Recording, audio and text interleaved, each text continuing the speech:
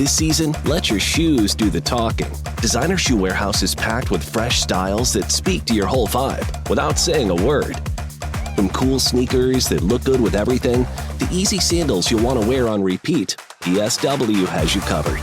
Find a shoe for every you from the brands you love, like Birkenstock, Nike, Adidas, New Balance, and more. Head to your DSW store or visit dsw.com today.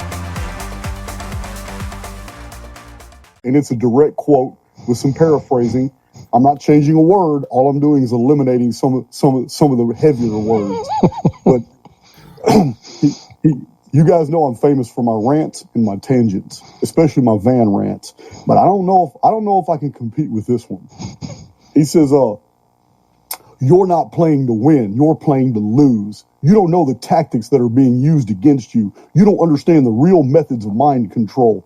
You're attached to your distorted thoughts and your bullshit religions, and you're going deeper and deeper into chains, bondage, and slavery, and that's exactly what you guys deserve. None of your lives deserve to improve because you've sat on your lazy ass, you haven't spoken out, you haven't put any skin in the game, you've basically done nothing, and you've wished for a world to change. You keep swallowing that nonsense religion. It's just a new version of that old religion. Stand down psyop to get you to do absolutely nothing." Nice, man. Awesome. Nice rant. I can't deliver it with the passion you did. But yeah, nice rant. It's anger that comes from a place of really desiring to see positive change and justice. And that's righteous indignation. Right. So, I'm trying to inspire people to get up off the sidelines, to get up off the bench, to come out of the dugout, get on the playing field, and actually do something. It's action that's going to change things, not good intentions, not even just knowledge. Knowledge is just a means to getting onto the battlefield and actually changing things. Knowledge is what should drive us. Knowledge and care is what should drive us to right action in the world. And that's what I'm ultimately trying to inspire. The issue has really been that people, unfortunately, are stuck in completely erroneous constructural belief systems that I call religion, that I differentiate from the traditional cultural religions, but they are religious mindsets nonetheless. And they don't just quite understand how they have to actually get involved in this battle. Because this is, as I said, a spiritual battle, and it's going to take warriors. We need to become spiritual warriors in this battle, because it's a battle for the minds and hearts of the people of this planet, and it's a battle for our very freedom. And that is literally true, because we're losing our freedoms day by day. And what people believe the solutions are, unfortunately, are not what is going to save us, is not what is going to lead to true freedom. This is why I'm saying the people who say they want freedom and recognize that they're living in a controlled system, in a system of what is amounts to slavery in the modern day, what they have to understand is that there is no political solution, there is no financial solution, there is no technological solution. The solution is spiritual. The solution is becoming someone who cannot be fooled, tricked, or placed under mind control. The solution is becoming someone who does not worship money just to go do immoral things for a paycheck. The solution is that people have to actually become truly moral. Freedom is reserved for moral people. And once again, I delineate and distinguish completely between true objective morality versus nonsensical, religious, dogmatic, so-called morality. I am not a religionist. I am also not an atheist. I don't subscribe to either of those dialectical mind control conditions. I mean, that's saying a lot, because you do come from a Roman Catholic background. And, yes. And so the difference between Catholicism and my own upbringing as a Southern Baptist is ritual. Roman Catholic religion is very heavy on ritual, yes, whereas the Southern Baptist is really heavy on rhetoric. So we have very similar backgrounds, and we both pretty much divorced ourselves from these paradigms. My background has spanned the gamut because I was born into Roman Catholicism. I was educated by Jesuits, and then I became a Satanist. So, if for people who know my background, they know the story very well.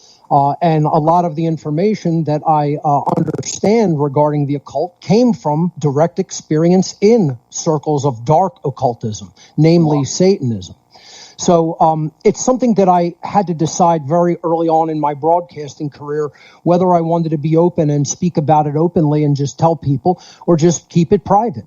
And I decided, no, I don't think that should be kept private. I have to tell people my background and help them to understand the experiences that I went through, because I work directly with social engineers and mind controllers and dark occultists. And I was helping them get that work done, get their dark work done back in my youth.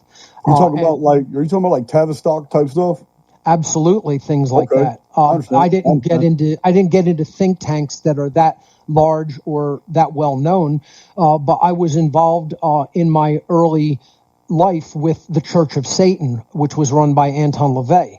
So I got very disillusioned with religion when I was in my young teenage years, and I decided that I was going to turn all of that disillusionment and anger that I perceived being lied to about, the realities of our world and all of the sociological questions that I have that religion couldn't answer.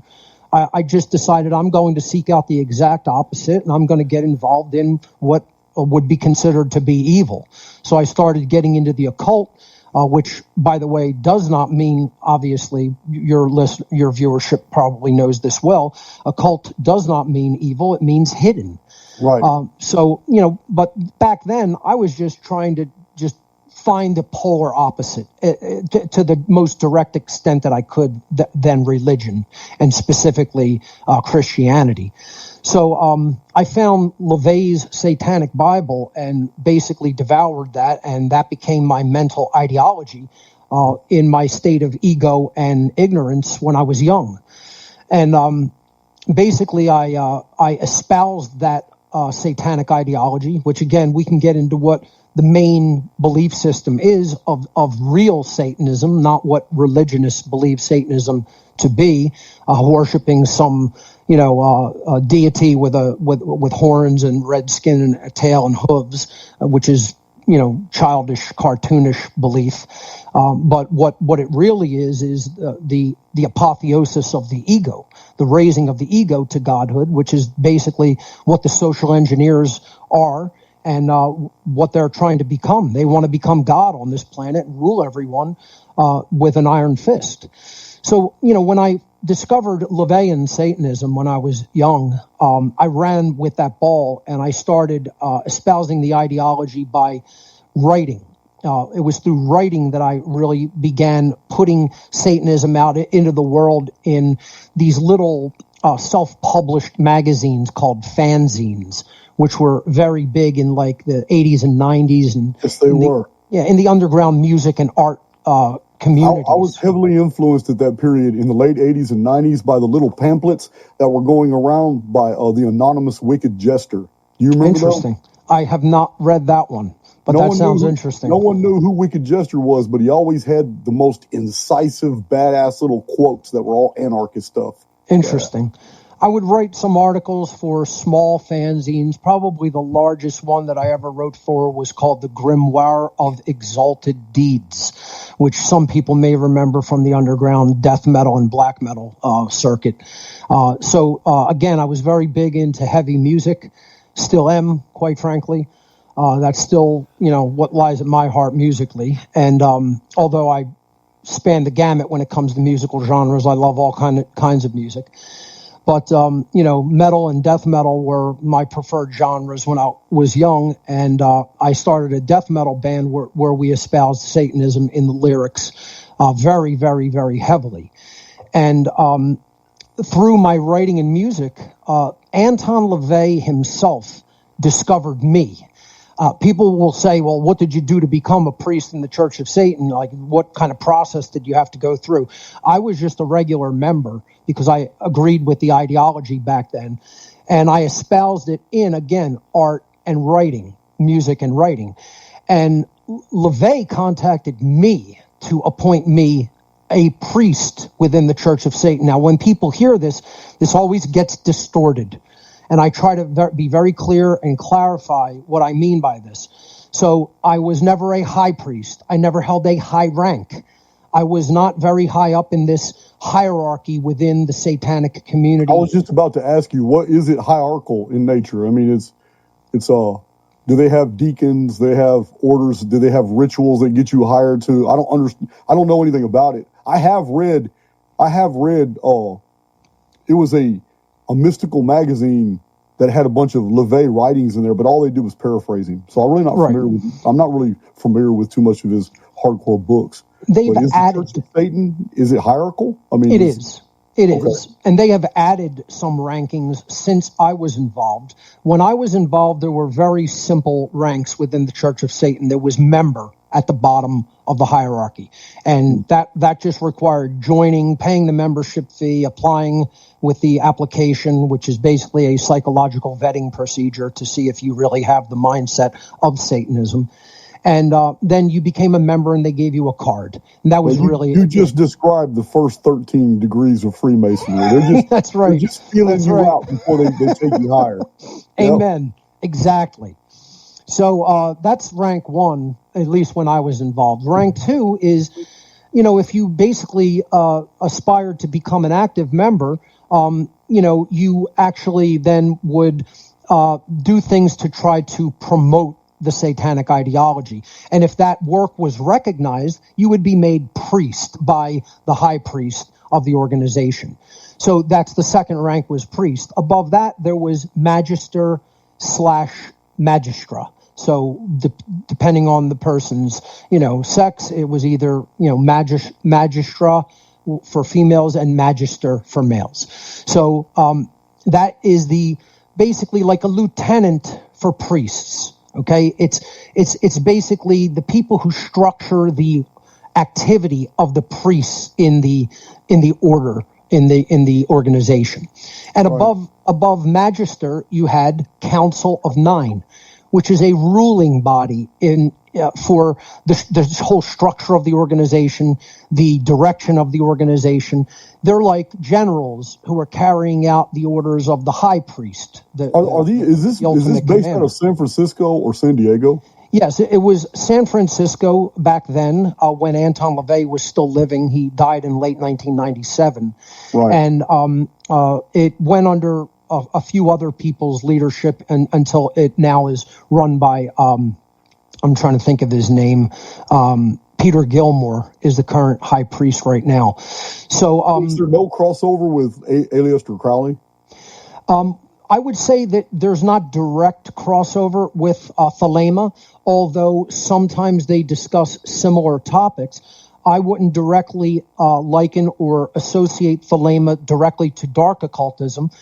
It has elements of both, especially if you get into the very complicated area of looking at Crowley himself, which is not necessarily Thelema, but it is Crowleyism. So it's very enigmatic in that, Crowley may have begun the ideology and the philosophy of Thelema, but didn't necessarily walk its path in life.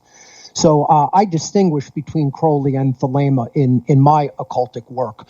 But going back to the structure of the Church of Satan, you have high priest at the top above Council of Nine. So it's a very simple structure, 5 basic ranks.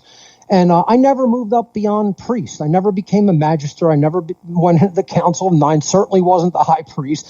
I was a rank and file priest in the Church of Satan for a while.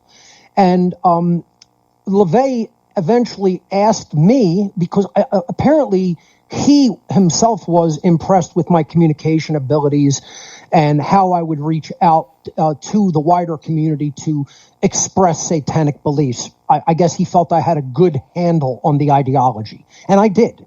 Otherwise, he wouldn't have made me a priest.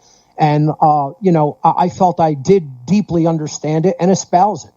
So he asked me to head one of their covens, which they don't call covens in this branch of Satanism. And this is not, again, one thing that should be understood before I even continue is this is not the entirety of Satanism in the world. This is one small sect of Satanism. Okay. Right. People think when I say I was involved in the Church of Satan and Satanism runs the world, that I'm saying the the Church of Satan runs the world. I'm not saying that, never have. It's part of the very, very, very wider worldwide network of the satanic ideology and the people who are ultimately the social engineers for our world. This is their religion, essentially. This is their mindset. This is their ideology. And we could break down what the basic components of that ideology are momentarily. Just to give you an example of my background and complete that, I was only a priest. LaVey liked my writing and music, at least the satanic element within those things, and he offered me to head a grotto, which is what they call their covens. I recognized back then how much responsibility that entailed for an individual, how much preparation and groundwork that you would have to lay, and how many people's personalities you would have to deal with. And I was already in a band signed to a label in Greece at the time, Unisound Records. And I was trying to go on tour, get tour support, all kinds of things that band members do. And you're dealing with the personality of 4 other people, minimum, in these types of bands and the type of music I was playing. And that was difficult enough in my life at the time. And I just didn't want to take on that responsibility. So I turned down the grotto leadership that was offered to me. Perhaps if I took that, he might have moved me up to magister. That never occurred because I told him I am not prepared to take on that responsibility. He accepted that and didn't press it, and basically gave me contact information through the mail. And there was no email. I mean, email did exist, but we were still writing handwritten letters back then, with postage stamps, putting it in the mail and snail mail. And, none of this was digital. This was still all by hand communication back then in the mid 90s. Oh, I sympathize. I have written probably 16 or 17 books, and some of them are close to 1,000 pages, and I wrote them all by hand. Wow. Because I was in prison. Wow. But I was writing by hand till 2016. So believe me, I sympathize. I know. Snail mail, sticking a stamp on it, mailing it is the only way we can communicate. That's right. So he gave me some contact info for other grottos in my tri-state area, namely Pennsylvania, Delaware, and Maryland. Again, people would consider the tri-state, area, Pennsylvania, New Jersey, and Delaware. But the contacts he gave me largely lay in Pennsylvania, Delaware, and Maryland. So I attended a few, and basically that's when I got the wider picture of what the Satanic Network was and what was involved with it. Because it was not just individuals studying LaVeyan Satanism. It was a much broader dynamic of human society present there. And it was leaders, it was power brokers and trendsetters and leaders in every single community and every single institutionalized walk of life that you can imagine. Right. You had members of the bar, Fabian Society. Yeah. You had all your fraternal benefit societies, Moose Lodge, Elks. I get it. And every other societal institution. I mean, you had teachers, principals of schools, doctors, lawyers, cops, military people, politicians, judges. These are the people we all see on the media, in the news. These are the mayors, the governors. That's right. These are the ones running everything, and they got to do what their handlers tell them to do. And that's why we always can't believe that they just passed this law or they're enforcing this rule, and everything's just so ass backwards. It is a worldwide hierarchical network, and when I saw it in person, it viscerally shook me to the core that they were very, very open among themselves, talking about how they were trying to control all of human society. Very open. Behind closed doors, they just spoke out freely and openly amongst each other about what their agendas were. And as I describe it, to put it as simply and succinctly as possible, it was to increase their own personal power at the expense of everyone else's rights and freedoms. They wanted to cripple our rights and freedoms so that they could become God, essentially, was their overarching agenda. And when I explain this to people, they're like, well, you couldn't possibly have gotten out of that. And that's another complete misunderstanding that people have regarding Satanism. It does at some level work like a mafia, but at the level I was involved in it at, they did not care if you decided not to cooperate or go along, because I did not, quote unquote, know where the bodies were buried. My involvement had not progressed to that extent where But you did suffer some extenuating circumstance. I mean, you've been digitally stalked. You've talked about it a lot on your channel, the harassment. You've had to disable your comments on a lot of your videos. So, I mean, they kind of remind you. They do remind you that, hey, man, we're still here. You know what I mean? I don't know whether I even attribute that to Satanists as much as I do people in the so-called freedom community that just have a very debased understanding of things and want to attack me because I'm saying things that they get butthurt by or that they, radically and vehemently disagree with. And then they want to make my platform into their platform. Right. And I'm not going to allow that because my research is not just backed up by scholarly research and book reading, etc. It's backed up by direct first-hand personal experience among these social engineers. Yeah, you live the life. I'm going to listen to you before I listen to somebody who read a book on Satanism. Right, no exactly. No, and all the people who I know in life who I feel deeply understand what Satanism is have experience in the dark occult in some capacity. The first person I'll tell you, if you want to hear what really goes on at the higher levels of Satanism, which I was not involved in, is my friend Jay Parker. I mean, you check out his work, that he was born into a generational dark occult family and ritualistically tortured brutally as a child. So, his story overlaps a lot with someone like Kathy O'Brien and the stories that she has put forward in her books. I've read one of her books. Yeah, it was almost unbelievable. I can't dismiss her, but some of the stuff that she had said in there was like, wow, man, this is really horrific. Actually going on. Wow. Horrific.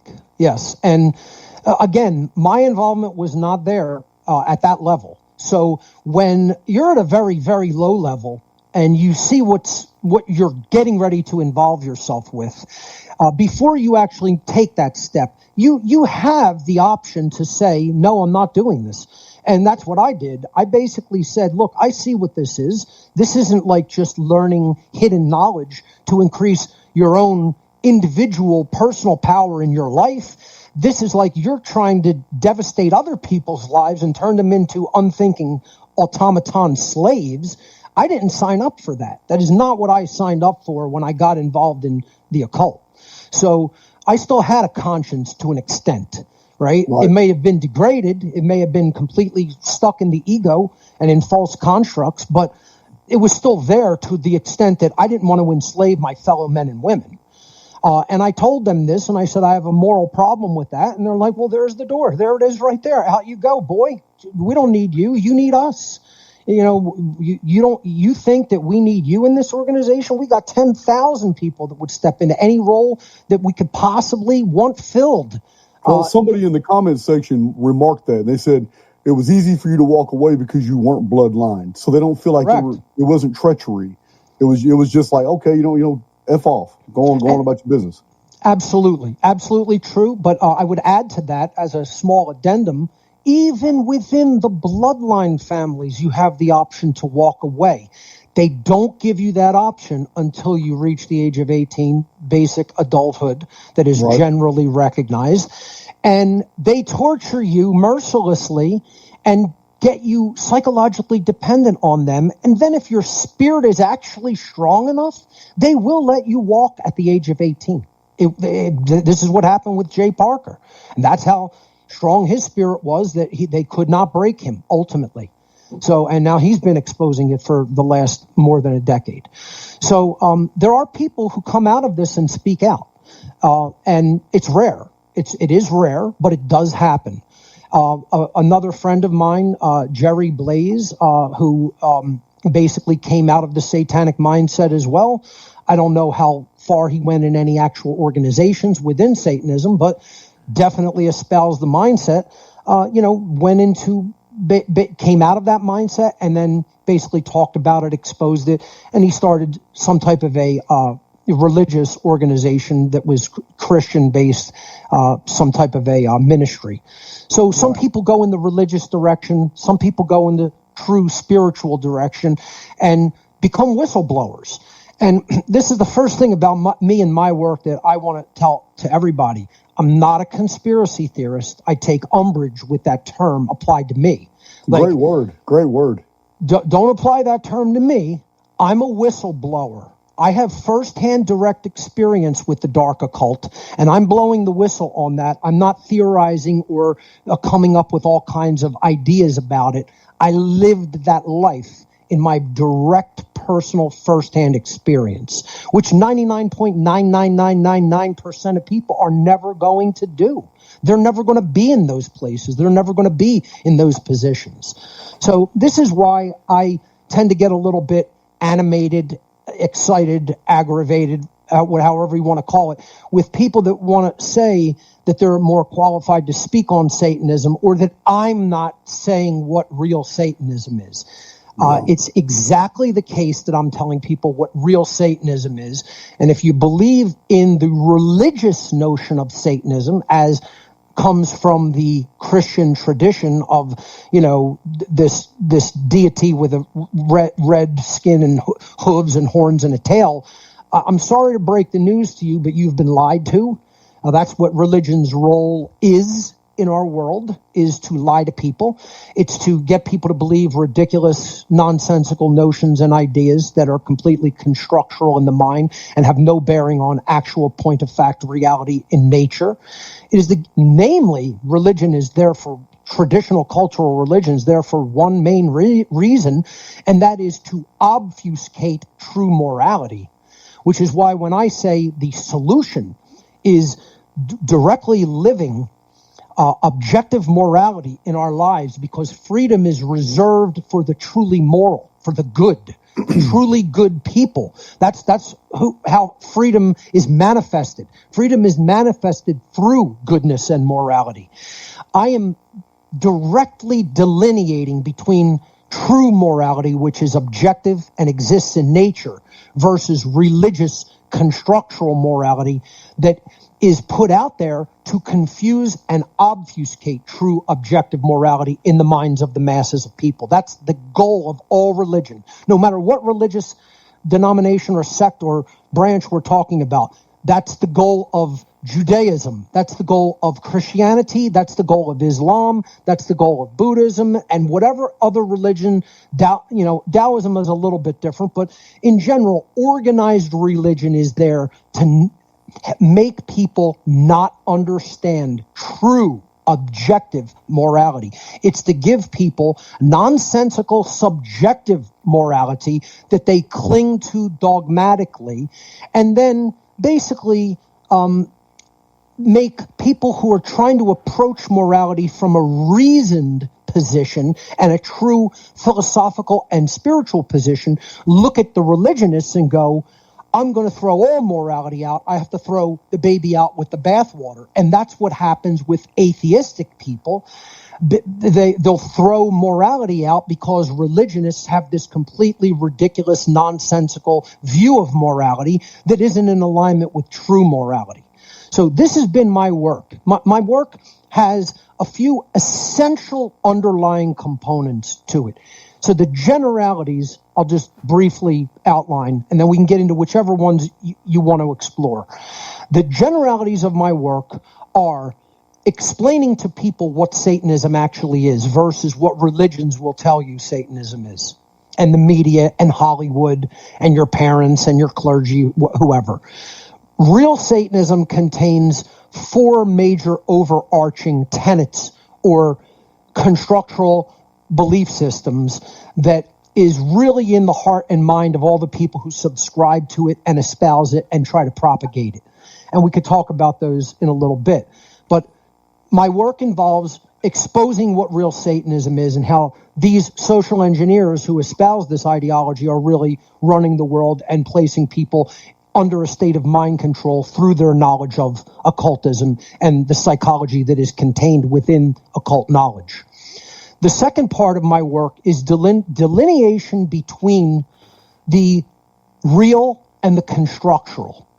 Delineation between what actually exists in the natural universe versus what human beings invent with the power of the imagination and the mind that has no bearing on actual point-of-fact reality in nature. That's a big component of my work. Another gigantic component of my work is what true morality is and how to align our behavior to it if we want to become free.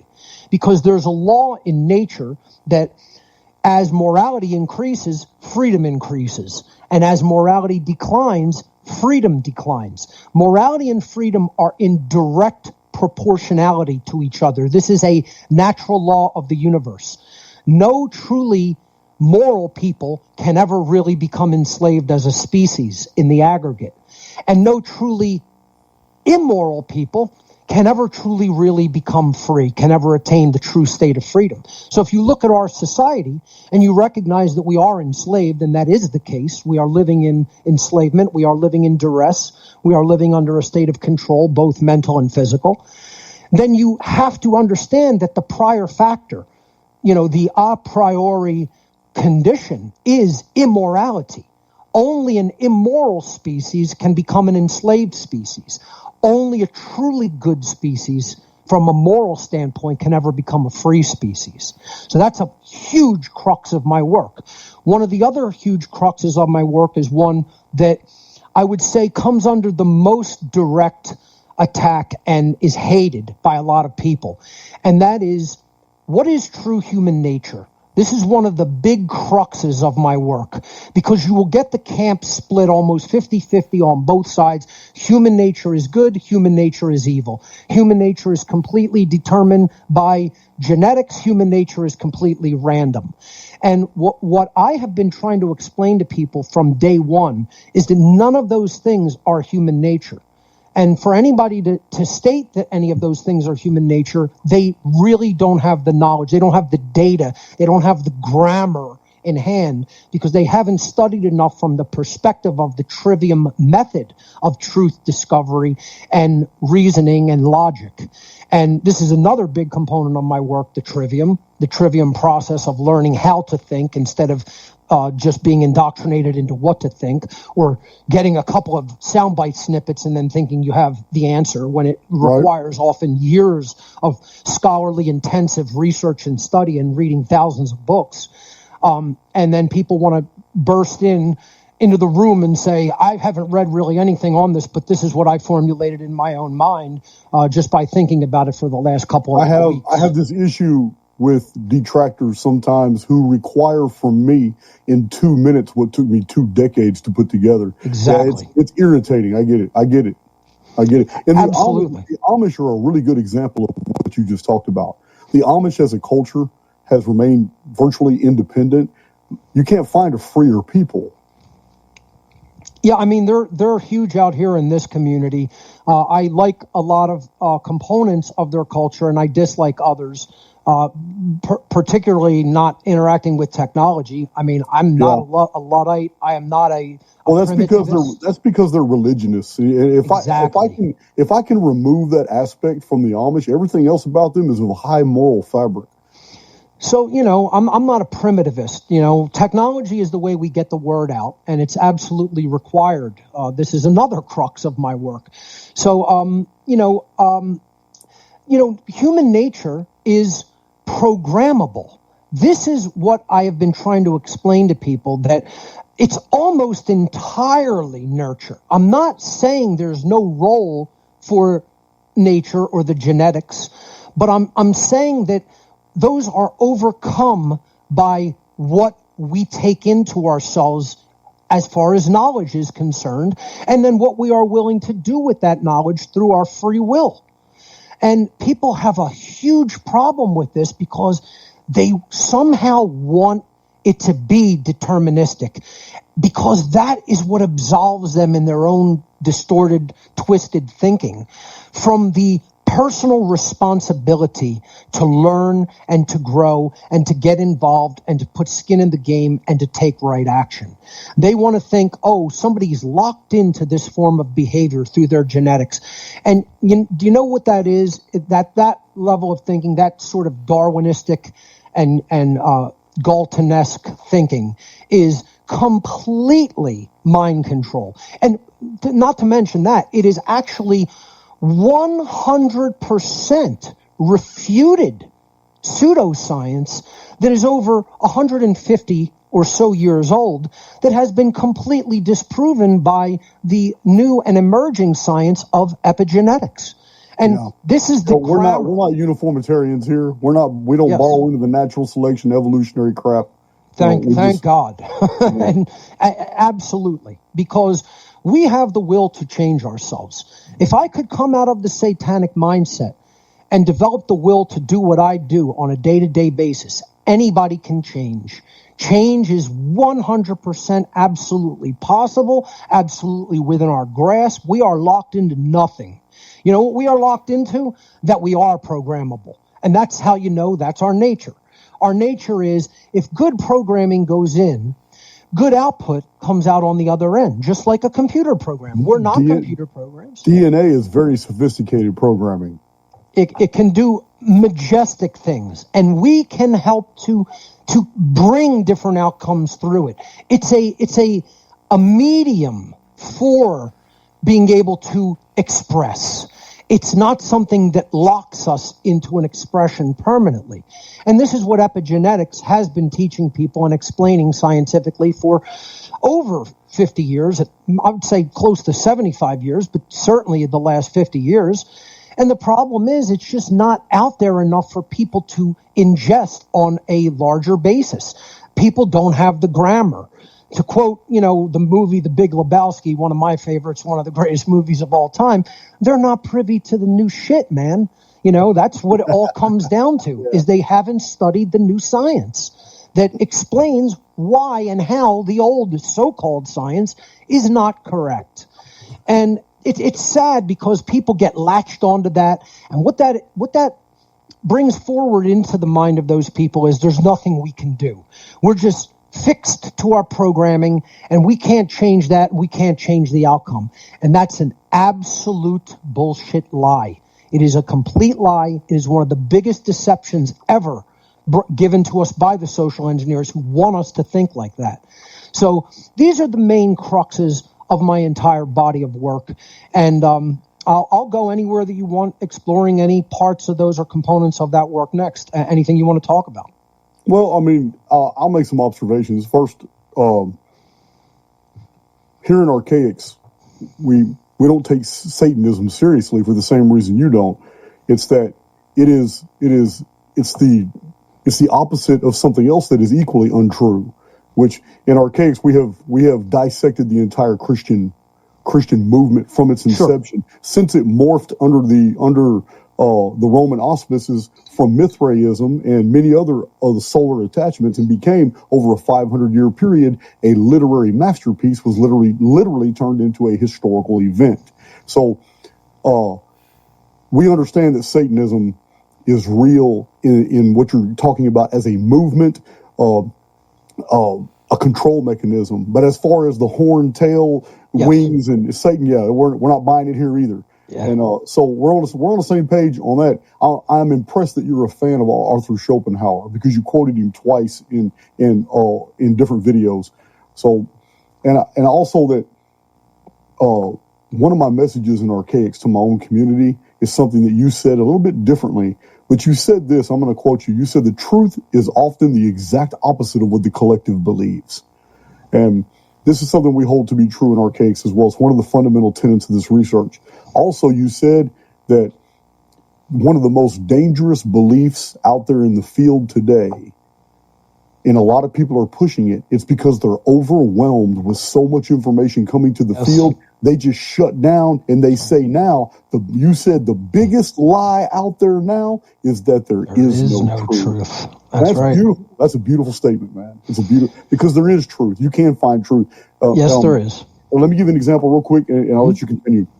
What I tell my community a lot, it says, you can do mental exercises to understand that there is truth and there is error. So the very fact that the sun comes up routinely and we call that a day means we have tapped into a fundamental that is true for everybody. So if I can throw a rock up into the sky and we can all watch it fall down, we have tapped into a truth. Because if not one time that rock went up and then just stopped in the air before hitting the ground, that's never happened. So if dogs are canine and cats are feline, and if I shoot myself in the foot with a pellet gun, it's gonna hurt. These are fundamentals and they're true for all of us. Therefore, if anything is true, then that means many other things that are not easily recognizable are equally true. We just have to isolate them. Beautifully said. Beautifully said. And I love the elegance of the simplicity in which that is worded, because A is A and B is B. It's very simple. Right. Objective truth exists. The issue is when the ego and the mind begin inventing things that they either want to be true or refuse to recognize what is true. And that's where the mind can get us into trouble. And going back to one of the things you began touching on is, yes, the ridiculousness of both religious beliefs and if you want to, group the type of Satanism that believes in that anti-God character / deity. It's very childish and cartoonish. But there is a reality of what real Satanism is in the world. And again, you could call it other names. You don't have to call it Satanism. I would say it could be called rampant egotism. I would say it could be called the apotheosis of the ego would be another name I would call this religion. You could call it embracing adversarialism when it comes to nature, wanting to turn nature on its head and upside down. So it's just a label. Satanism is a label that many Satanists will give their ideology to liken it to the rebellious anti-God, anti-Christ figure in biblical scriptures. They like the association because they don't want to obey the laws of the Creator. They want to make their own hell and rule it. That's ultimately what they are attempting to do here on earth. And people have to understand that this is simply an ideological way of viewing the world and behaving in it. So I'll just repeat that one time. Satanism is an ideological way of viewing our world and behaving within it. And the next thing I would say about Satanism, it is the world religion. This is the world religion of what people have described as the New World Order. This is the world religion. It is essentially the overarching belief system that will put people into a state of slavery. And most people who do ascribe to this religion, who do actually live it in their lives, do not even know that they are living it. They don't know that they're believing in this religion. They don't know that they're living this religion through their behaviors. So that begs the question is, what is the belief system of Satanism? What are the actual ideological tenets? And they are, first and foremost, the ego is essentially the god of this religion. So I am the only person who matters. You could word it like that. And by extension, because they might be of benefit to me and my loved ones, me and my own, they matter somewhat, perhaps to a lesser extent than my ego does, but that's basically it. I'm the god of my universe. Me and my own are all that really matter.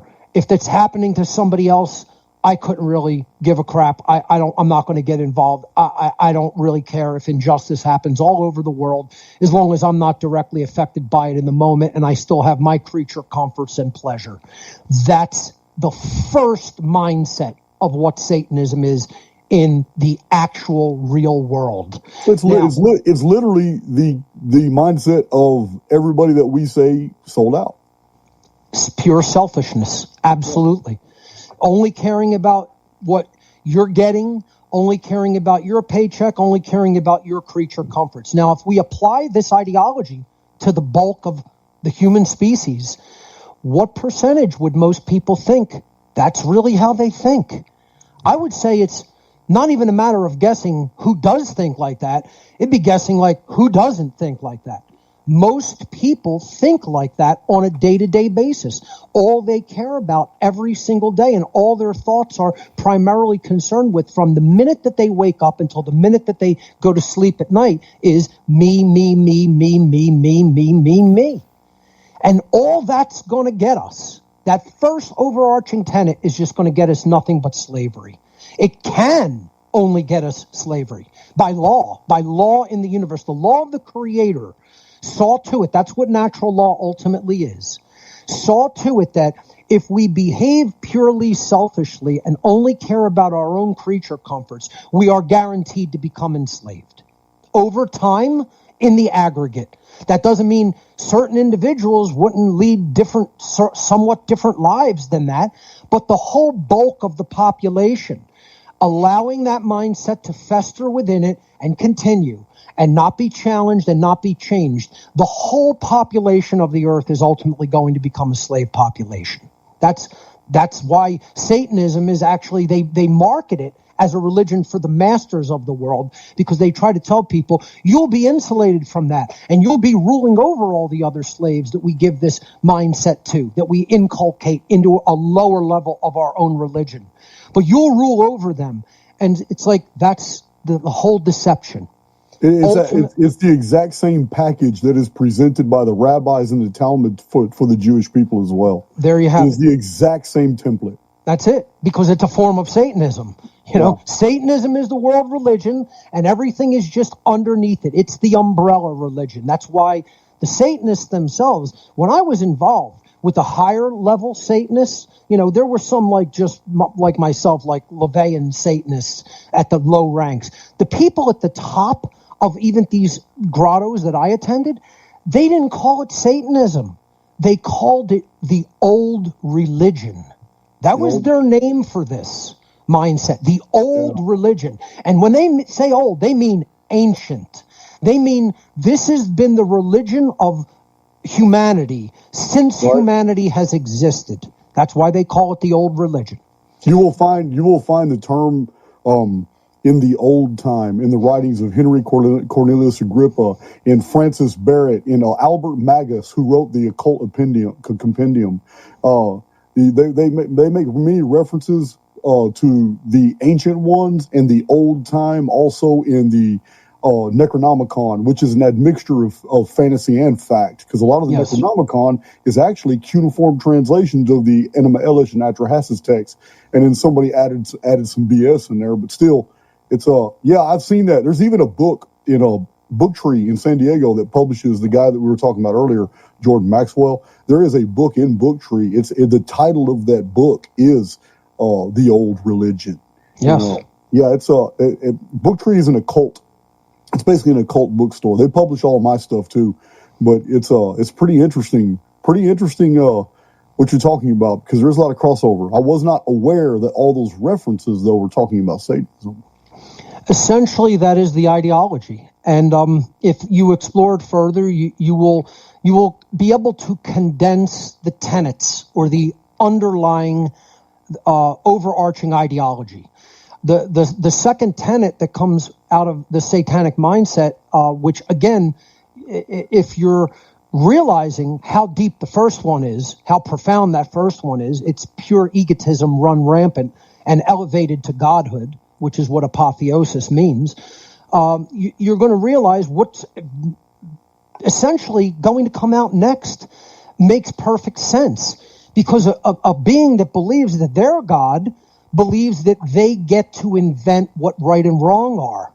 They don't have to discover what right and wrong are objectively in nature. They could just make it up.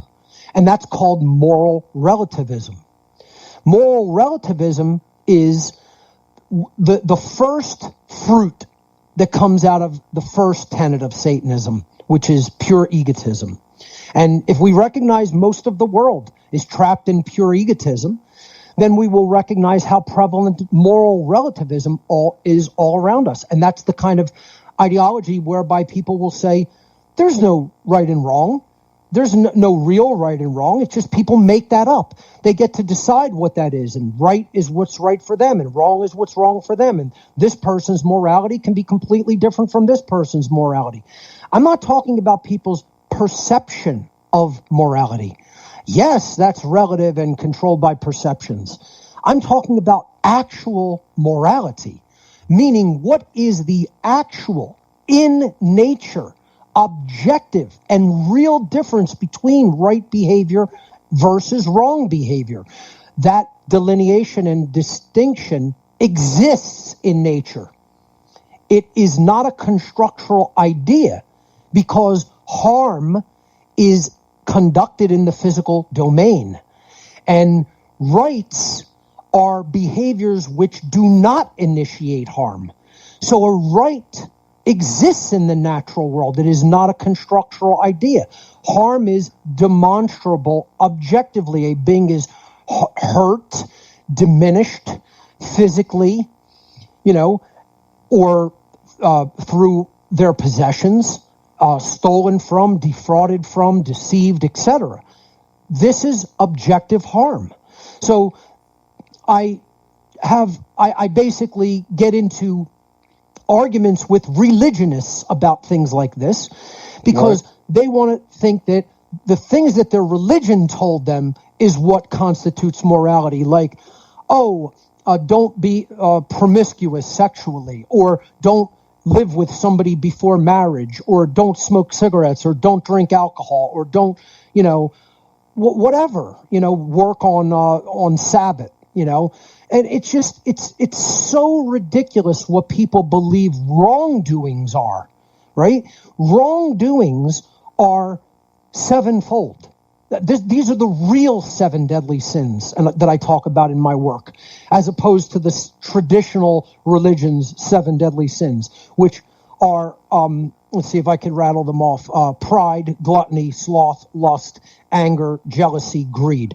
That's what Christianity would have us believe are sins, are sinful, harmful behaviors, okay? And none of these are sins. So pride doesn't do something to another person. Anybody can argue these could be stepping stones to behavior, but we're not talking about them as stepping stones to behavior. We're talking about the engagement of that dynamic. Good distinction. I understand exactly what you're saying. Yes, so pride is not a behavior that you do to somebody else, right? It's just, and secondly, pride is not always not good. Sometimes it's very good. Right. I'm very proud of my work. I'm exceedingly proud of my work. I'm looking at the work that I'm doing on shadow work right now. Like I had my slides up on this very screen that I'm talking to you through right now, before the show started. And I'm looking at some of the slides and I'm like, this is incredibly powerful. This is potentially life transformative. And I'm like, I put a lot of work into this. I put so much, years of research. Years, not weeks, not months, years. And I'm trying to craft every slide exactly how I want it to look and have the exact wording on it that will be the most concise and the most powerful.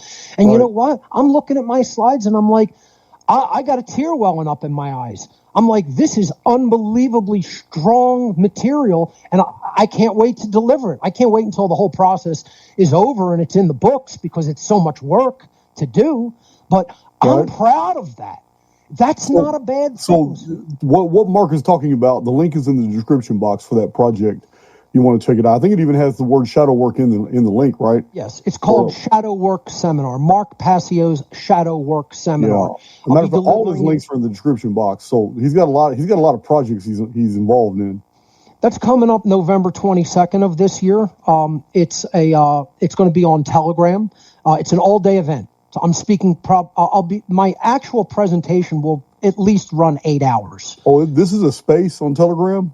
It's a group on Telegram that when you enroll and make an enrollment donation, you'd be admitted to the group on Telegram. It's a private group. And I'll be teaching this seminar on Telegram the whole day. There will be breaks for lunch and dinner, but it will basically be going from 10 a.m. to 10 p.m. And it's going to be extensive very deep dive into psychological and spiritual work upon the self, which is what's required more than anything else if we're going to solve humanity's current condition of slavery. So, we're talking about, the real 7 deadly sins, right, versus the religious ones. Pride, gluttony, sloth, lust, anger, jealousy, greed, religion's deadly sins. False religions, deadly sins. I do see your point. I want to interject real quick. I see your point. Sure. I mean, when it comes to lust, I'm not going to feel guilty because I see some female that just, just causes me to pause like, damn. I'm not going to feel guilty about that. But we're red-blooded men, man. I mean, It's the pride, too. I mean, I can see why the church as a control mechanism would not want you prideful, because a prideful soul is one that's very difficult to control. Right. I can say I understand. I never really looked at it from that perspective. The 7 deadly sins, I haven't, and I see that the catalyst here for the transmutation of something that is insubstantial to something that actually causes harm is activity. That's right. Is what you do. Correct. I see that. It's very clear. You have a logically structured mind. It's very, very easy to tell. So that's a nice, refreshing thing, and that's what I'm trying to help inspire in other people, and I know you are too. So that you have a beautiful catchphrase. I mean, it's all over your channel, and you say it, and it's even written in many, many different places. Ending slavery, one mind at a time. So that's all any of us can do. That's all any of us can try to do. Yep. It's just very difficult. In between your catchphrases and in between your. Because I noticed that your conclusion was, I got a note right here that I made based off one of your presentations. It said you were really frustrated in the video. You were really frustrated about the stupidity of humanity. Yes. And you even said something like, "I've been telling you this for 18 years, and you're going to ask me this question again." So, so you said, "Why are we not accomplishing this task of ending the human condition of slavery? The only way of getting free is aligning our objective with natural law and objective morality." And then what really impressed me was, because this is a long video here, and I just paraphrased it, but the conclusion of the video was the solution can only be spiritual. That's right. So that's all. I mean, coming from your background, that's a profound statement, because that's a metempsychosis right there, to go from Satanism and something that is egoic, and then conclude that the only way that we're going to change humanity is going to have to be done spiritually. There's nothing we can do in the physical world. Like, that's pretty profound. I became obsessed with studying the light occult after I saw what the dark occult was doing. When I saw that little peek that I got behind the curtain, it lit a fire under my ass. And I'm not too macho or proud to say, I became very scared. When I saw who was really running things in the shadows, behind the scenes, it frightened the hell out of me, and it spurred me to really going deep in the other direction on a deep dive into real positive light occultism and true morality. And I just devoured everything I could on the topic from every tradition imaginable. I took an integral approach and just studied everything that I could get my hands on. So to, go back to like the idea of real morality versus religious delusional morality that gets people to think, let's throw all morality out because these people are crazy. And that's what religion is there to do, to get people thinking like that. So we dismiss all morality. All of the religious forms of, quote, sin are thought forms. Like you said, lust, right? Like, what red-blooded male hasn't felt the dynamic of lust build up in them if they see a very beautiful woman, right? I mean, all of us have, right? That doesn't mean I'm going to go and rape a woman. A person at a meetup said to me, "Oh, lust is absolutely a sin because it could lead to rape." I'm like, "Have you ever lusted?" And the person goes, "Yeah, not going to lie, of course I have." And I said, "Have you ever raped anybody, man?" And he goes, like, went silent because he knows he's in a complete logical fallacy. He knows his argument doesn't hold any water. And I'm like, you need to think about that more than like 30 seconds. Either that means you know your argument is dead, or you really have raped somebody, which either one makes you a piece of crap. So which is it? And I literally said that to him. You know, it's like, yeah, I get it. It's a logical loophole, and people can't get around it. 100%. I get it. Behavior. Sins are behaviors. So listen to the real 7 deadly sins and listen to the qualitative difference. This is what I always tell people to do. Listen to the difference between these two sets of data. Pride, gluttony, sloth, lust, anger, jealousy, greed, versus the real 7 deadly sins. Murder, assault, rape, theft, trespass, coercion, and deception. They're the real 7 deadly sins. Those are all behaviors conducted upon others. You can't do those behaviors. They're all actions as opposed to emotions. Actions upon others, even, right? That's what constitutes transgression against natural law. Those are the wrongdoings. Anything that is not part of those wrongdoings is reserved as a right because it is a behavior that does not initiate harm to others. Those 7 behaviors are the ways that you can initiate harm to another being, to another sentient being. So natural law comes down to one simple axiomatic law/premise. Do not initiate harmful behaviors against other sentient beings. Don't do those 7 things to other people. And we can condense it even more. Believe it or not, it's even more condensable into something shorter. When you realize that all of the harmful behaviors that we can initiate are forms of theft in and of themselves, you can boil natural law down to one commandment or one law. Don't steal. Because murder is the theft of life, which is not rightfully yours to take. And we're not talking about killing in self-defense, which is a right. We're talking about murdering somebody. That's why there's different words for that. It's not the same idea. It's not the same concept. It's not the same behavior.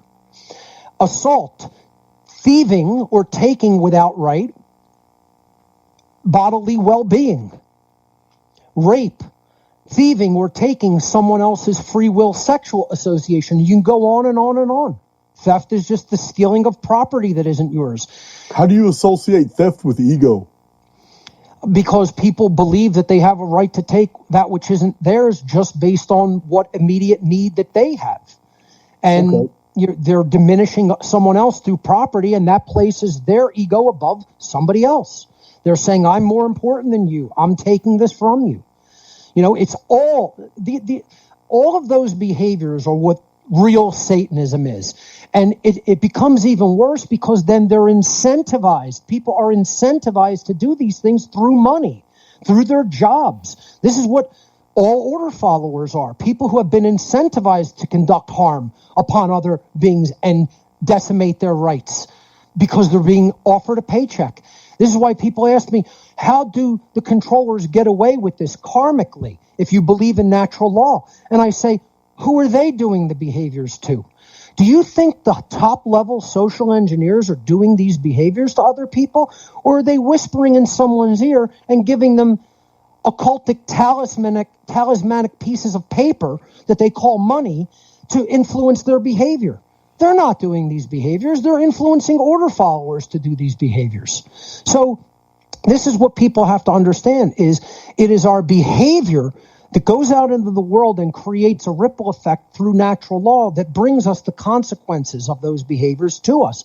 And in the aggregate, if we're truly good, we're going to truly become free. And in the aggregate, if we've been truly immoral and remain that way, we're going to go into deeper and deeper bondage and slavery and ultimately extinction. You have really exemplified when the apostles asked Jesus. And remember, I am of the opinion, based off a lifetime of acquiring data, I have extensive data sets published on basically the creation of the entire Christian gospel narrative.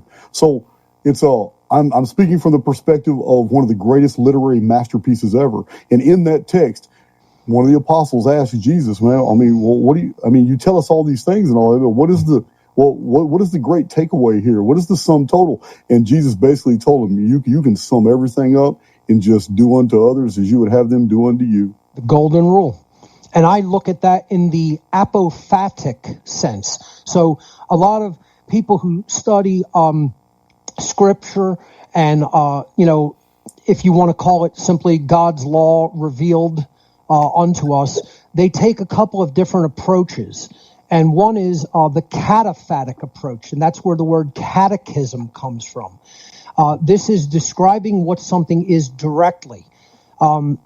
This is a gray T-shirt, with a print on it. The cataphatic approach is simple statements about what something is. The thing that a lot of people miss or skip over is the apophatic approach to studying either scripture or just general characteristics of things. And this comes from the Greek apophasis, which means to say no or to not say, to stay silent and not speak. So apophasis is basically describing what something is by describing what it is not. It is saying the negative about the thing. This is not orange in color. Right. This is not a tool. It is a piece of clothing, right? So if you strip all the things that are not something away, you're left with the essence of what it is. That's the apophatic approach. Okay, I didn't even know that word, Mark. I didn't. Apophatic. You just educated me on that. But one of the research tenets of Archaics is to remove every single item that does not belong to a paradigm and then see what remains behind. We kind of use a Sherlock Holmes or Arthur Conan Doyle approach in our research. Whatever remains must be the truth, and that is the apophatic approach. So I take the apophatic approach to the golden rule through my work in natural law. And that means don't do to others that which you do not want others to do to you. Then the ambiguity of it all goes away, right? Because people want different things, but we all don't want the same thing. We don't want to be killed. We don't want to be controlled. We don't want to be defrauded. We don't want to be stolen from. It becomes a lot simpler to understand what behaviors not to do because they are the wrongdoings that transgress against another individual's natural law rights in nature. And that's, the apophatic variant of the golden rule. And this is all I've been trying to explain to people regarding what real morality is. And if we just people will say, well, you're not giving me a list of things to do. This isn't about following orders like a trained monkey and being given a list of things to do. This is about what we have to stop doing. Freedom is going to come as a direct result of ceasing and desisting in the harmful behaviors that are transgressions against natural law. We stop doing those behaviors and we'll become a moral population, and we will have freedom as a direct organic result of not engaging in those direct harmful behaviors against others. That's how natural law functions to bring us the direct consequences of our free will decisions that we enact into behavior. Wow. So you made a quote, not in this presentation, but you did on another presentation that really stood out. After about a 5-minute rant as to why somebody needed to shut the hell up because they didn't know what they were talking about, you concluded with, and I quote, "I am charged by creation to tell the truth regarding governing dynamics of our freedom." And that was your mic drop. So I had to write that down, man. You got some good ones. I mean, I'm pretty much known for that too, man. I do the mic drops every once in a while. I really, in my pursuit and study of light occultism, the positive knowledge within the occult sciences, one of the things that I very deeply and profoundly studied was the quieting of the mind. because there's so many things competing with our attention, and we become distracted and unfocused, and we become ineffective because we're constantly being pulled in a million different directions, not just in the physical world, but in our mental space. Right. And when I started really studying occult forms of meditation, and they are what you would group and categorize under the umbrella term transcendental meditation, because they help us transcend certain mental states and blocks. And this is something I'm going to, of course, talk about in my shadow work seminar. When I really started studying the occult forms of transcendental meditation, they were explaining it in a much more deeper and profound way, because they were explaining every obtrusive thought takes you off mission, because you're not really listening to what the universe is asking of you and telling you what your mission actually is. That voice does not yell. It does not speak above a whisper. It is omnipresent, and it's always speaking. If you can hear it, if you can really quiet your own mind, you will hear what you need to do. Your dharma will be revealed. And that's an Eastern concept, but it's brought into the Western mystery traditions through the concept of your true will, which, of course, comes through Thelema, the Thelemic tradition. So, transcendental meditation really helped me to understand there's a million competing thoughts in my mental space. And if I learn how to silence those competing thoughts, I will get the message that I need to get.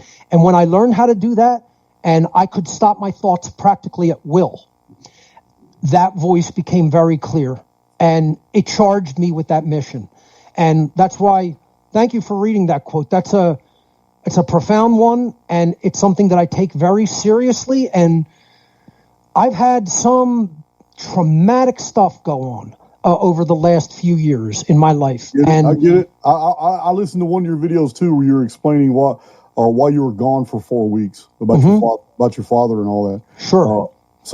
I'm trying to make a renewed commitment to this work at this time, because I think I have more and very important material to contribute. So I'm getting a little emotional, but I don't want to really burn this to the ground. I want it to continue, and I have some powerful stuff coming. I promise people. That's awesome. I want to talk about, you just mentioned something about it's always a small voice. It's not going to yell at you. Well, I'm kind of a student of P.D. Ouspensky, and he was a student of Gurdjieff. Yes. I've never really resonated with Gurdjieff, but Ouspensky's work, man, it lights a fire in my soul when I read it.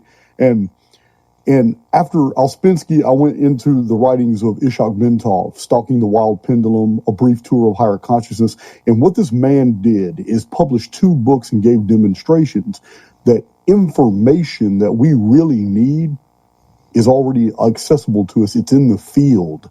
And if you just sit still and you just meditate and just force the world out and all its concerns, whatever issues that you need to cogitate upon, whatever information you need to bring into your awareness, it's already there. It's in the field. Right. Information saturates us everywhere. And that what you're looking for is only going to be received if you quit broadcasting. That's right. If you just quit broadcasting and be the receiver and shut everything out, what you're looking for is going to come to you. It's going to all the answers to the questions, whatever it is. So that's a profound idea. Very well stated. Absolutely true. And I love it. Ishak Bentov is awesome. I think he passed away now, but I've got 2 of his books. Mm-hmm. It's absolutely profound. And if people just practiced it even a little bit in their lives, they would see how much will come through that field of intelligence and that field of creativity. It's always there and always around us, as you said. So I have another question. Sure. I didn't quite understand what you were talking about, but it was a term that I had never heard before, the unbegun. And it was an occult term you were describing, but it wasn't the subject matter of your video, so it was just an aside. Yes. So the unbegun is a term that dark occultists that I have heard them apply to the body of humanity. They call people the unbegun because they are not initiated into knowledge and into care. They are people who haven't started, and they're just sitting before the starting line going nowhere. So they literally refer to them in their lives as unbegun. And this is one of the ways that they justify a lot of the control mechanisms and things that they do to people. They basically say they're not really people. They're deadened consciousness. Another term that they use for the average individual in dark occult circles is the dead. If you can even believe that. They call people I do believe the it. You're dead. We haven't talked about it because this is an opportunity for you to share who you are and what you do with my community. But my community is already familiar. I mean, I'm a simulationist, and there's many reasons why I believe that we live in some type of very advanced spiritual simulation. And one of the hallmarks of that is that we're immortal souls passing through an experience, but that doesn't mean we're all immortal souls. There are NPCs in the field too, and some of them are recognizable as NPCs. But this would be game parlance, like non-player character. Right. We're talking about avatars with no souls. And they're just there to populate a world to make it more believable or to create distractions and stuff like that. But anyway, I digress. It's what you're describing, the living dead. This is also a tenet of the archaics paradigm. Absolutely. I'd like to add as an addendum to that, I'll credit Michael Tessarion for talking about that. We are here to develop a soul, and that may come from other philosophers and traditions, but he and I are in absolute agreement about that. Yeah, perhaps we're not even here with a soul. We're here to build one. And these quote-unquote NPCs that people often talk about in simulation theory are just people who have not done any work to even begin developing a soul. And it shows so obviously to people who have done a lot of work to develop the soul. So I don't necessarily look at it like a physical simulation, but we are in what would amount to a spiritual simulation, and our spirit is being suppressed and repressed, and our mental capacities and our potentiality is being suppressed and repressed in that constructural worldview in which many people are held. This is why, shadow work is so important. Shadow work is all about delving into the underdeveloped or undeveloped aspects of the self, or the parts of the self that are very, what you would call negative or that you don't like about yourself, and asking yourself very, very difficult questions about your own responsibilities and your own involvements, and not making excuses for things that you haven't developed or worked on to the extent that perhaps you should have. So, a lot of people don't want to hear that. I describe my later work as forced shadow work because I'm constantly pushing right in somebody's face all the negative and dark aspects of their own characteristics and personalities that they don't want to confront. And that's very uncomfortable, and people don't like it when people do that to them.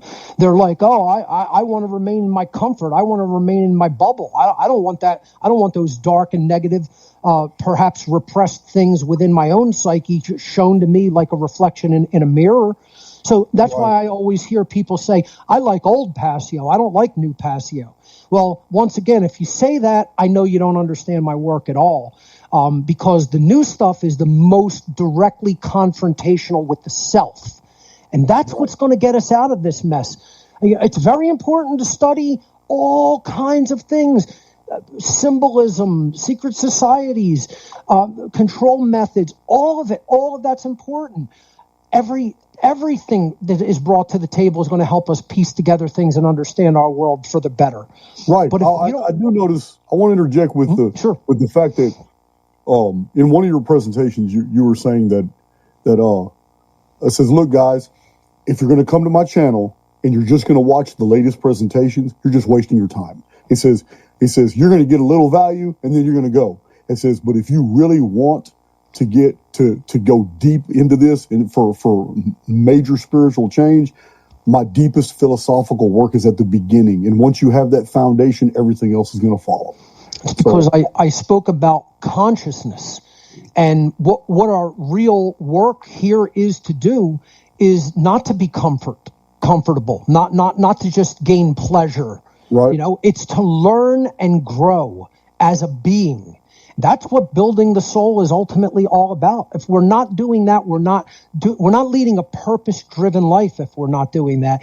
And also to lead a purpose-driven life, we have to get involved with the effort for true freedom. We have to understand true freedom. We have to stand for true freedom, and we have to get involved on the battlefield for true freedom. Right. It's people are really terrible at time management. Time management is one of my specialties. My community knows it. I'm involved in a lot. I'm doing a lot. I got 3 different communities I do videos for. But people don't realize how much time they waste watching Cagney and Lacey, old episodes of Magnum PI, watching Twilight Zone. It's the second time you've been through the series since the 1960s. You know what I mean? When you could actually be listening to someone who has something profound to say and broadening your horizons. I can't believe I even pulled that out of my head, Cagney and Lacey. But you know what I mean? You get the gist. Absolutely. And this is why I talk about to be had, and people ignore it. A lot of people have not gathered the grammar, which is the first step of the trivium process. The trivium method of discovery and learning is ancient. People will debate where it originated, but I would say it goes back into antediluvian times. And it is about a threefold method. Again, the word trivium literally comes from Latin. Tres tria means 3, and via means road or way or path. And that comes down to us into the English word via, which means by way of or method. So it is a threefold methodology for truth discovery. It's the real scientific process. Yeah, what you're describing is old in the old Hermetical literature. Absolutely. In the writings of like Hermes Trismegistus. Yep. It was also the same root words, the 3 teachings. But, that's right. That's why he's thrice great, Hermes. Yeah, he's the thrice great Hermes. He's great in his thoughts, he's great in his emotions, and he's great in his actions, in his behavior. Yeah, man, you know what? I could drink a beer with you, man. There's no doubt. We will at some point. We will. Yes. Let's commit to doing that. I'm in.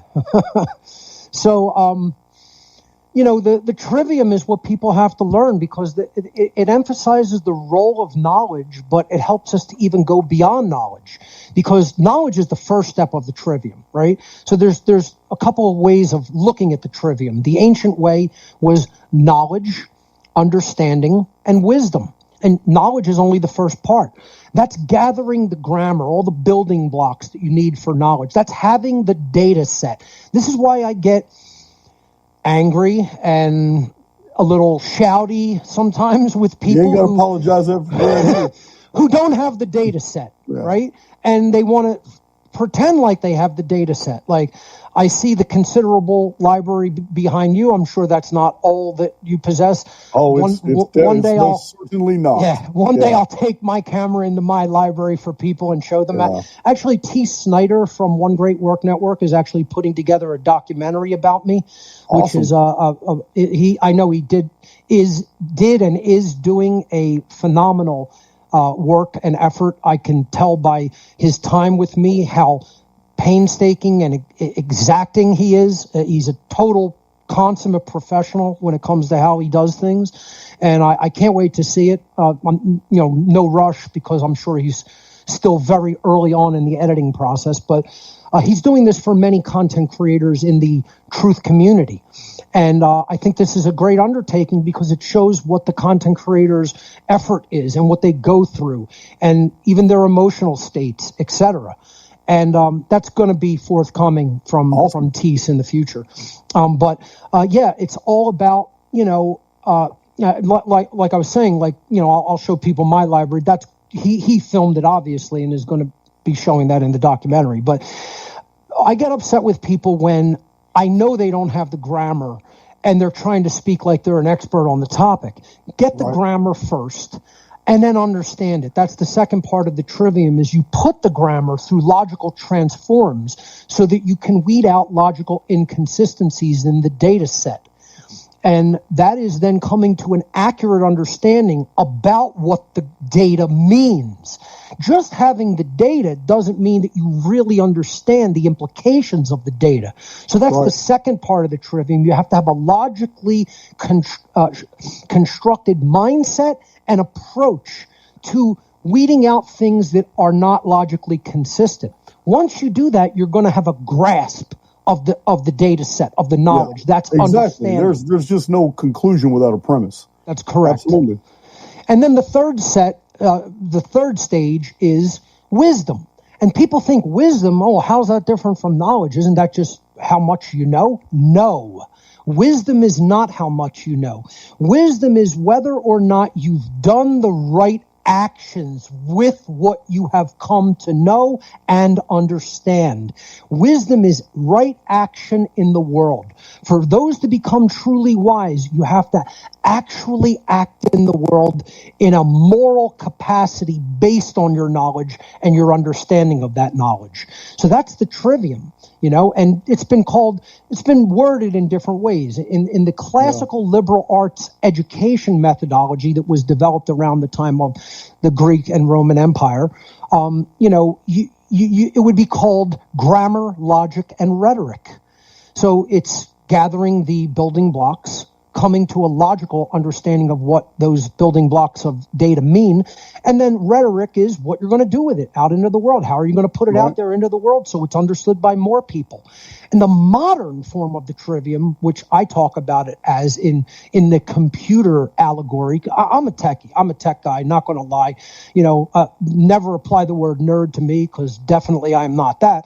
But you could call me a tech geek if you want. I used to do it professionally. I did troubleshooting professionally as a living. I know my way around computers. I know how to fix computers. I know my way around software. So, and again, I teach this in How to Become the True Media.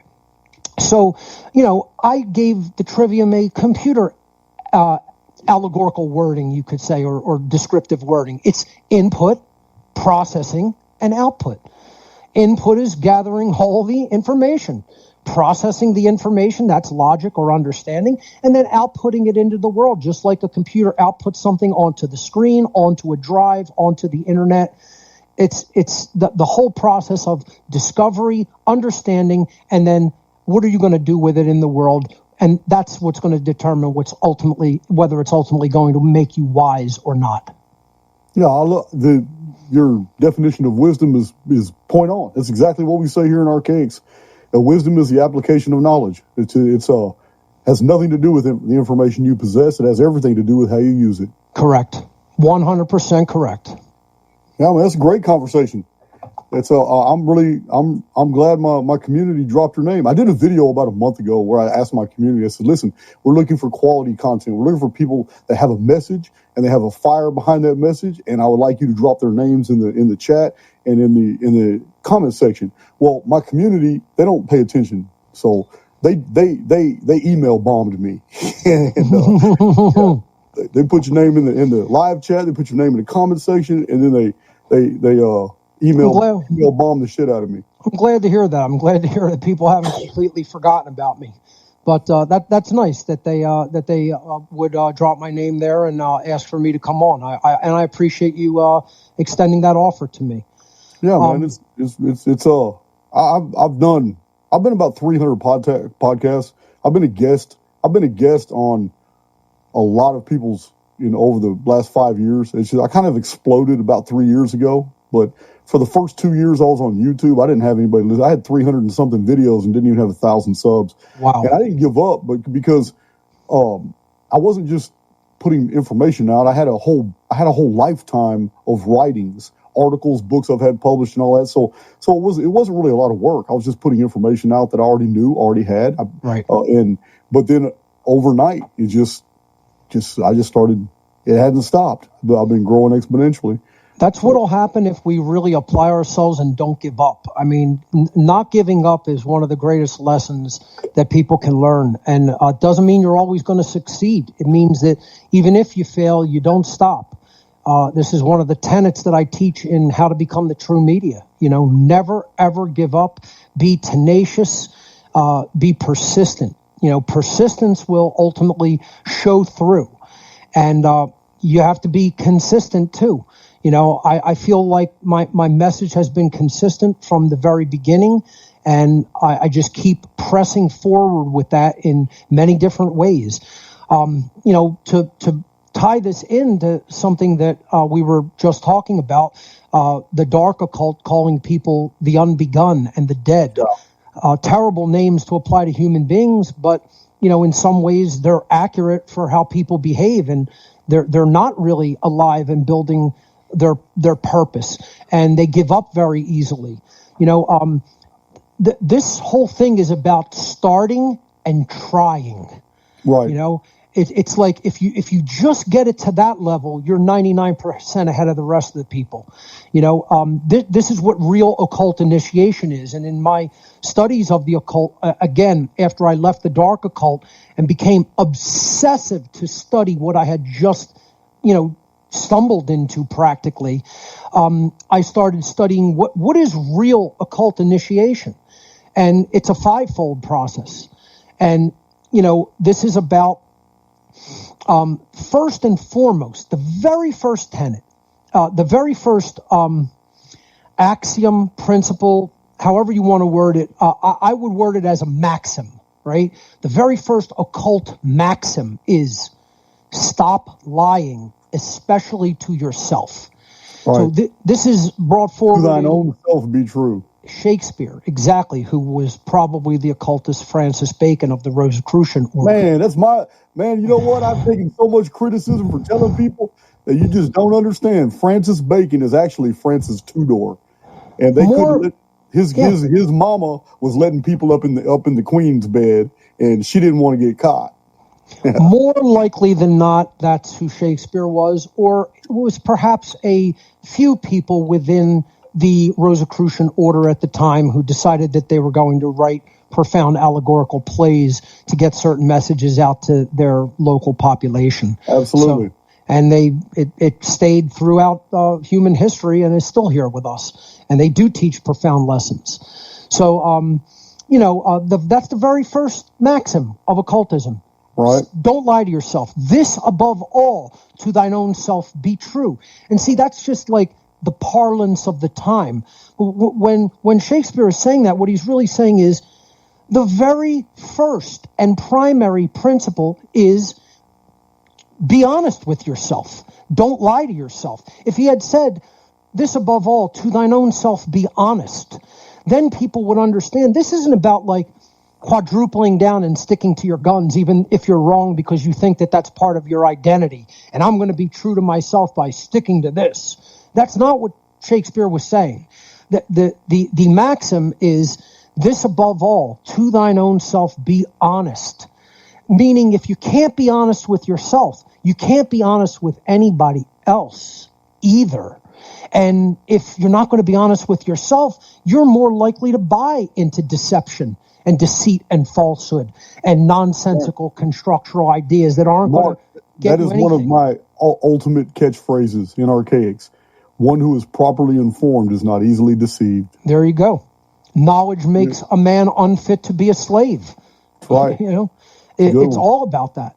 So that's the first tenet. Then you go off into other tenets that help you to develop your course as you move forward in your exploration of the occult and in teaching, what people really need to understand and know and live in their lives. So the other ones are stop dreaming. This means see the world as it really is. Don't try to see the world through rose-colored glasses just because that makes you feel more comfortable. That means you're in a state of a dreamlike state. You're sleepwalking. Don't just go through motions. Really be focused and present and eliminate all the competing noise. You learn how to do that, you're going to see how effective you become.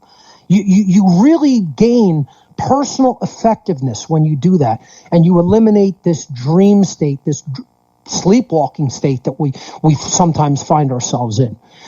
Then after that is learn how to think. And in this occult maxim, the trivium is basically being indirectly referenced. It's saying Stop being indoctrinated. Stop just grasping at straws and beliefs. Really, truly learn the truth discovery methodology, and then you'll know how to think from a practical, real-world perspective. And again, then you're not going to be easily deceived, because if someone gives you a claim or tells you data, you can put it through the transforms of the trivium and then come to an accurate understanding or say it's nonsense. Then you have one that's one of the most important and that people give too little importance to, and that is truly live in the present moment.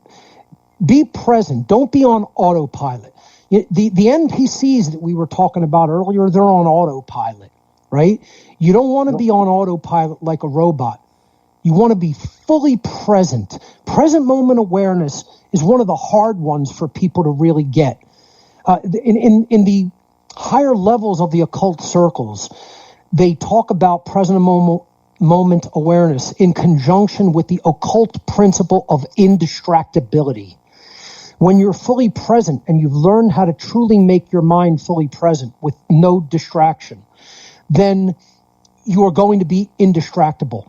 That means no one's going to be able to take you off your current work or your long-term mission. You're going to be fully committed to that long-term mission. So what you're saying right now is it's key. It's a key component to Ishak Bentov's conclusions, is that the human that wants to become powerful enough to where what they're doing actually affects the field and creates their world for them is the human that can focus.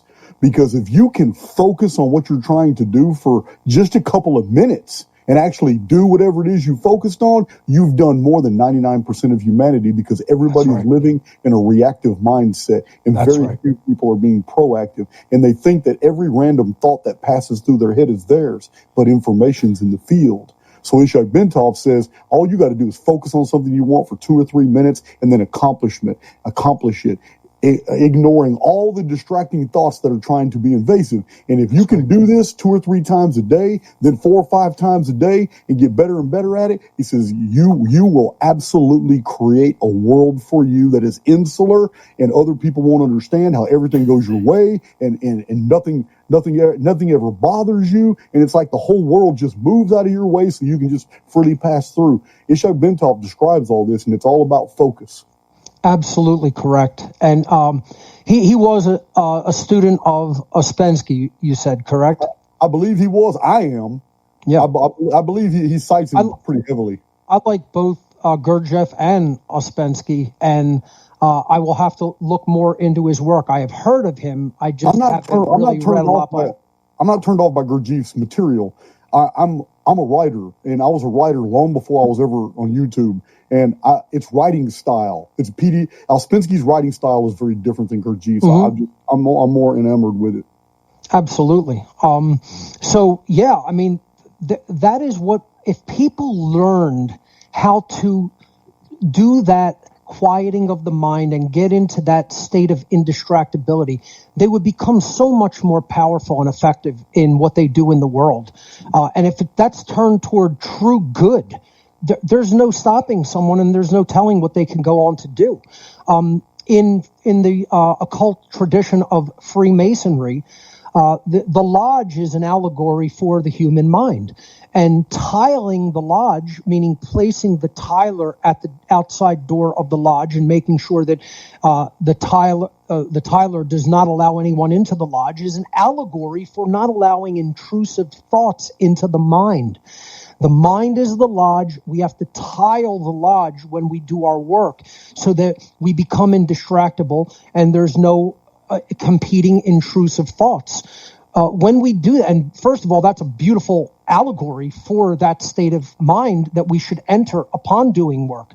When I make my presentation slides, and I'm going through this every single day right now, and probably will up to about a week before the event. Hopefully I'll finish long before that, but I'll be tweaking them right up till then. I am so focused. One slide may take me a couple hours. That's how focused in on it I am and how exact I want it to be.